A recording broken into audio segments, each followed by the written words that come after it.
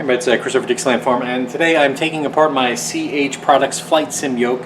The issue with yoke, and you can go on, there's a YouTube video, Roger Dodger Aviation or something like that, did this modification with rubber bands, but I've read online that you can actually just do this modification with lighter springs. And what I'm doing is I'm replacing the springs inside the yoke to a lighter gauge.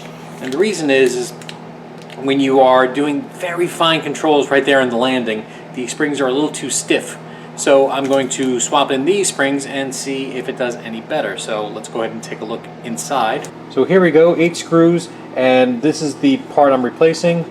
A little too stiff, so we're going to put in lighter springs and see what happens. So this is the size spring that I replaced it with, and it's a real simple modification, and the reason why I'm doing this with springs instead of the rubber band is that it's really easily just to change back. You know, you just swap out the springs. It's not a big deal. So I'll give it a try. If it works, I will keep using it. If it doesn't work, well, I'll just switch it back. It's not really too much trouble. And here we go with the lighter springs.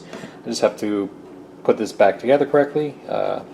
Here's the control, and that's it. Alright, so I just did a quick little test, and it is a little bit more sensitive. So all I did was just look for a thinner gauge spring, and I measured it out the best I could. There's no real science to it, and taking apart the unit, you can go on YouTube and watch a video that shows you how to take apart the yoke. It's not a big deal. And also, by the way, if the plastic is ever binding, like the actual yoke shaft, you can buy like a dry kind of lubricant with Teflon, something from Liquid Red, something like that. Don't use WD-40, it eats plastic, so don't do that. But you can use a dry lubricant. Talcum powder works. So you can just you put talcum powder around the bearings, and then move the yoke back and forth a little bit, and that will effectively make all the binding kind of stop from plastic rubbing on plastic. So that's a cheaper, easier way of doing it. So Dixieland Farm, doing modifications.